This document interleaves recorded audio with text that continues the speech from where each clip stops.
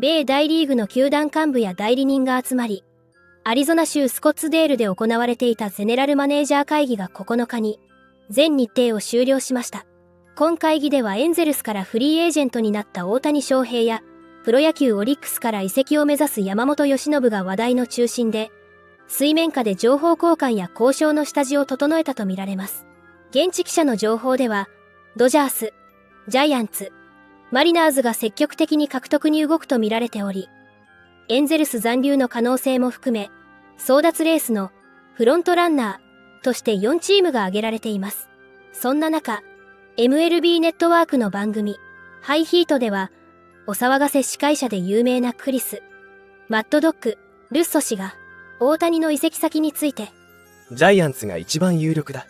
とし、その理由についても解説していましたので、日本語字幕付きでご紹介していきます。Shohei Ohtani, will he be playing for a team in California in 2024?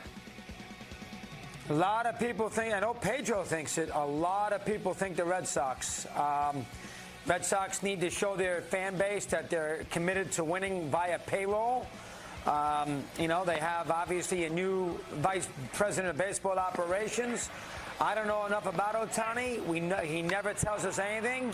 So, I mean, to try to speculate if he wants to go all the way to Boston and play in the East Coast, in that little ballpark, in that town, I mean, I would find that hard to believe. I know he loves Newport Beach.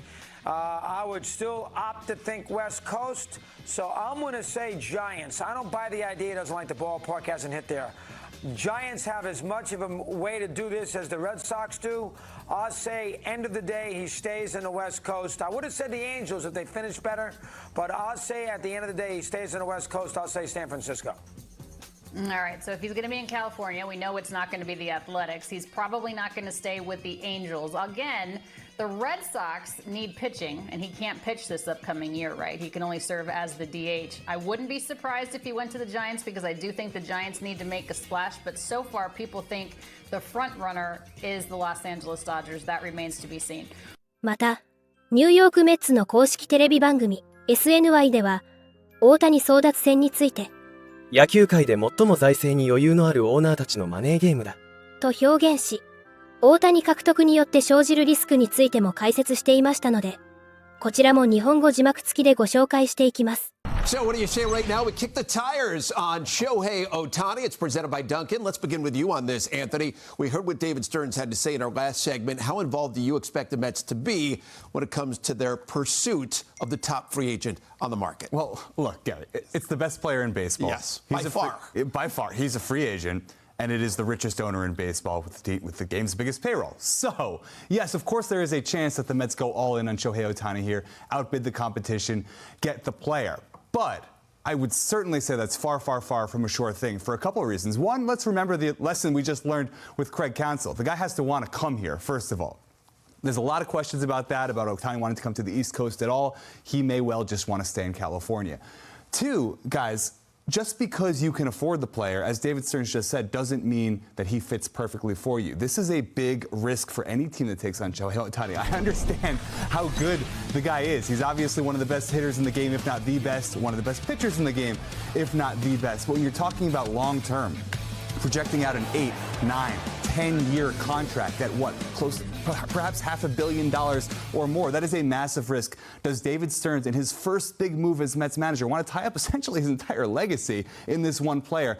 I'm not necessarily sold on that with all these other options out there until we see that the interest is real. See, I agree with you. I think that if they were one player away, then you might see the Mets go all in on Ohtani. Go, hey, this is a guy, we're going to pay him whatever it takes, and he takes us over the top. But they need to spread out their money, I think, this winter because there's so many different holes to fill. And I believe or buy into the skepticism about him being on the East Coast. Now, if you want to really, really overpay him, then maybe he'll change his mind. But I always have a little bit of a leeriness about a player.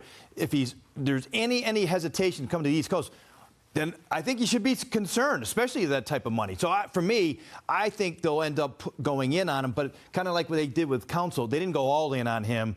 They felt like there was another option there, and I think there's other options other than Ohtani. I do think they're going to go all in on Ohtani personally, and I would go all in. This is a generational type player. I know he's coming off the surgery, but he can be back in the lineup next year from an offensive standpoint. We know the Mets have missed that big bat. I know they have Alonso, but they have missed that second big bat. So it's going to be interesting to see just how aggressive they are here, and I do think they will be aggressive. We know the West Coast teams might have an advantage here, beginning with the Dodgers. Do you think that is the biggest competitor here for the Mets when it comes to Ohtani? I think it's no doubt because they've come below the luxury tax. They've had a reset on the penalties that the Dodgers are clearly the number one option.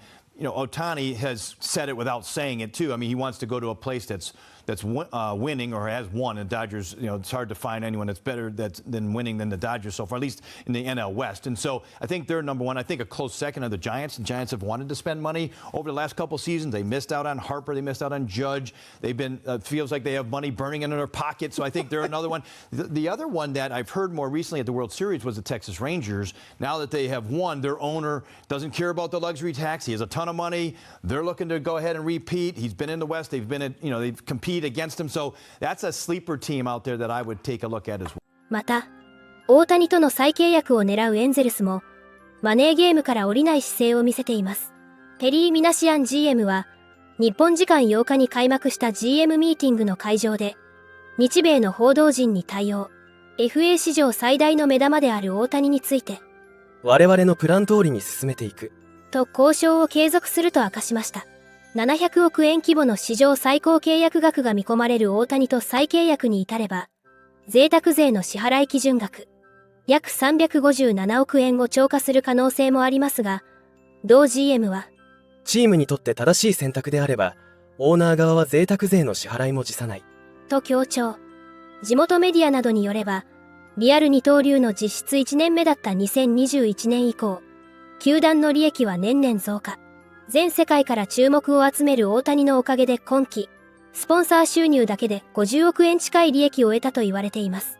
大谷についてモレノオーナーは、彼は素晴らしい人柄で、我々は大好きだ。と再三にわたって持ち上げています。同オーナーはこれまでも自身がお気に入りの選手と大型契約を交わしてきました。大谷もヤンキースやドジャースなどの金満球団に負けない破格のオファーを受けても何ら不思議ではありません。SNS の反応をご紹介します。大谷さんと巨額契約を結べば、上位3人で予算の半分を使うことになります。マイナーが枯渇しているために、トレードはできず、贅沢税を超過したとしても、残りの予算でのブルペン整備含めた優勝を狙うための編成は、やはり無理がありますよね。モレノ君、もう遅いよ。大谷選手は無戦略エンゼルスには愛想が尽きている。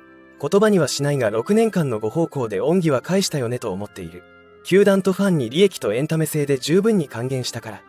賢明な大谷ならこんな問題オーナーがいる限り、エンゼルスから目がくらむような大金を積まれても断ると思う。などの声が聞かれていました。これからも大谷の活躍から目が離せません。皆様からのコメントもお待ちしております。